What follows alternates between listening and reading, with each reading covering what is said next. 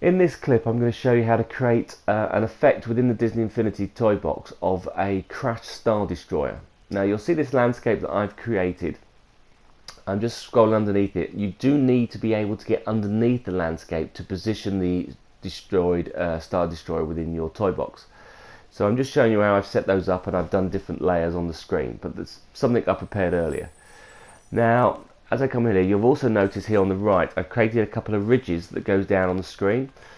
These little layers here are purely for me to be able to look underneath the ground. Once I've got that finished, I'm going to delete those out. So once you've got your land set up, the first thing we need to do is get the Pathfinder tool.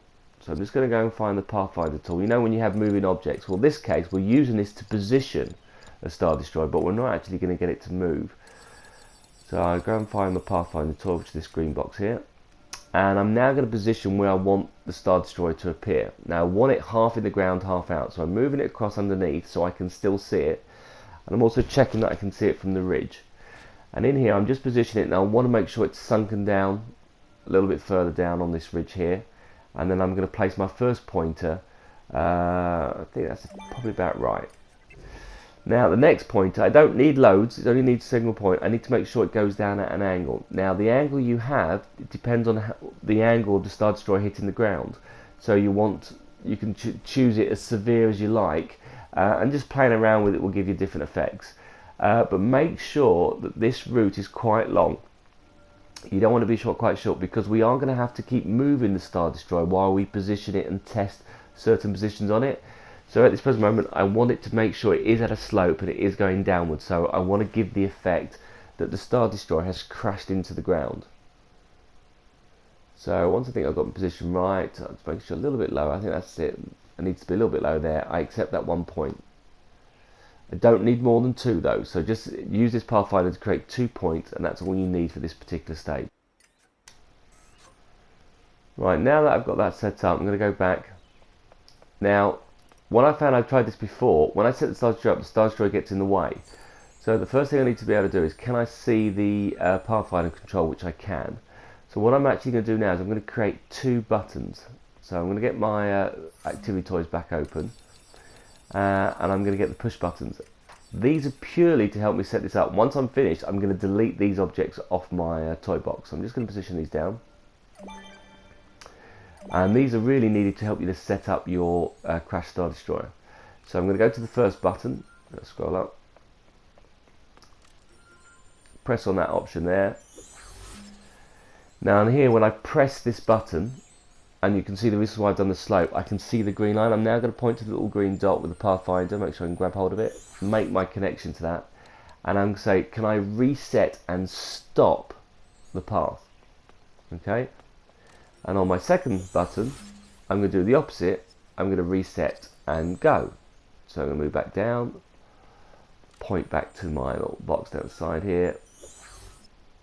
And in this case, I'm going to do reset and the play option.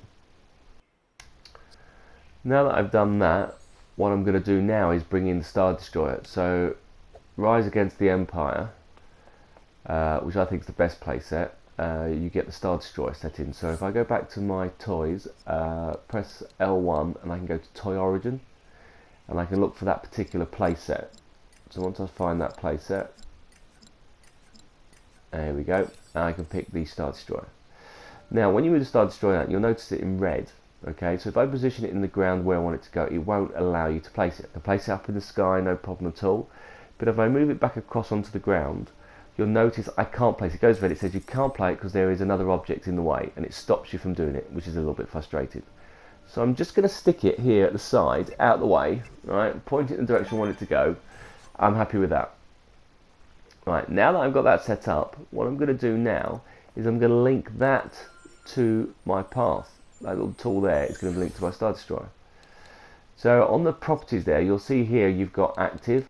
It's automatically start, but on the loop option I don't have switched on. Normally when I show my other clips I've got it looping round and round. I just want it to start and stop, so I haven't changed that. So they're all your defaults. So I'm going to point to my Star Destroyer, and I'm going to do new path connection, and I'm going to connect that to my path line. When I connect to that, it grabs the Star Destroyer and chucks it flying through the ground.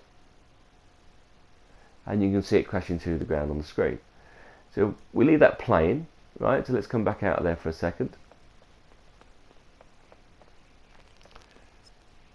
Right, now I've got my buttons here which I can stop it, and I can have a look at the particular setup. So when I press that stop button there, I get to see how my Star Destroyer looks. Now the problem I've got is the default of the Star Destroyer, you'll see it's perfectly straight, and that line that we had was at an angle. So if I reselect my Star Destroyer, so I'm going to go back to my settings, and if I go to properties and choose the toy box path, you can see there the orientation is not in line with the ship, so I'm going to switch that to be back on. And we have the various other settings that we're going to look at, but I'm going to change the vertical setting as well, and I'm going to lower it down away from, I want it a little bit lower from the screen. Okay, so if I come back out of there, you'll notice nothing's changed, because I need my button to reset it back to its original path. So if I go across here now, and I hit my reset button, it now drops the Star Destroyer down into the ground, and it's now at an angle.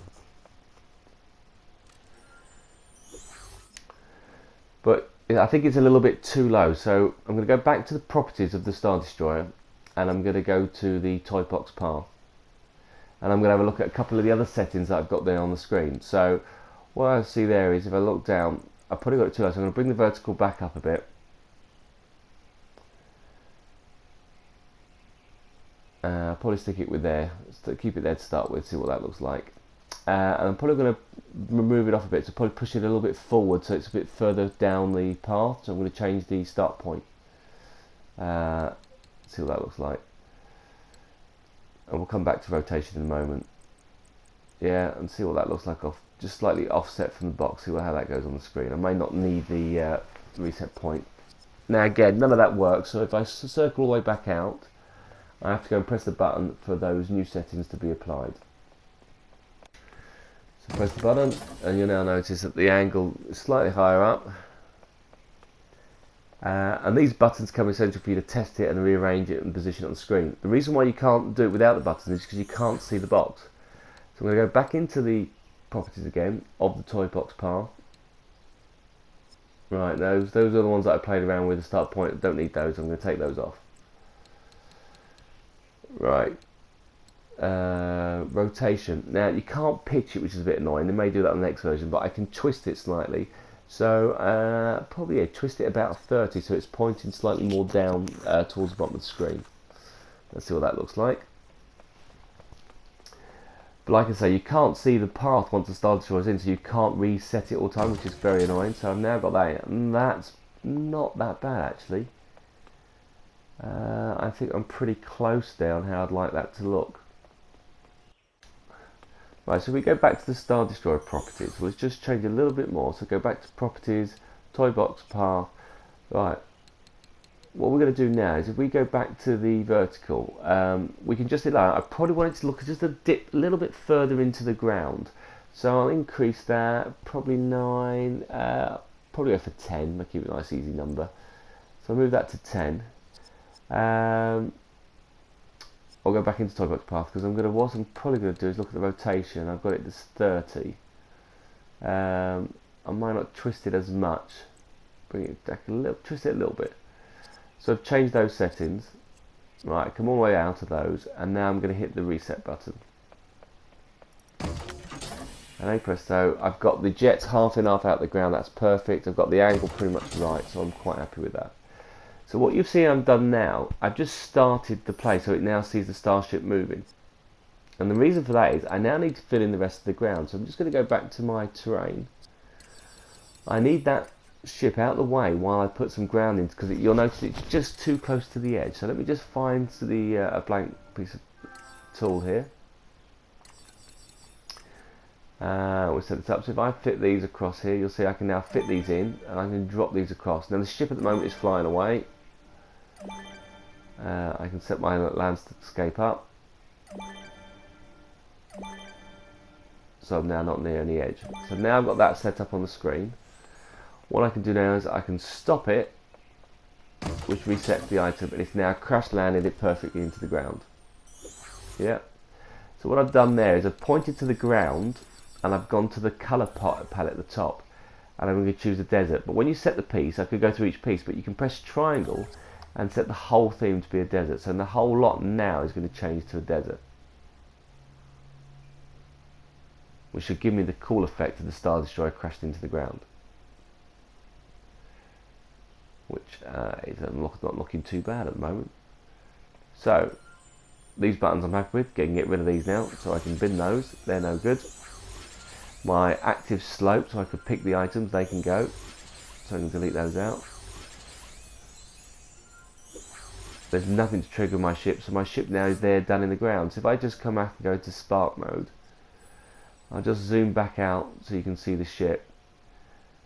But the ship now is crashed into snow, and because I've got the ridge, I've got it going in the snow over the top. That's why I wanted to raise the ground up, to give it that effect that the snow's pulling through. And that's now backdrop to my toy box. So you can actually get them going through the ground, which I think is quite a cool effect. So the path toy can be used more than just moving objects. Hope you find this clip to be of use, and hope it makes your toys a bit more interesting. Cheers for listening.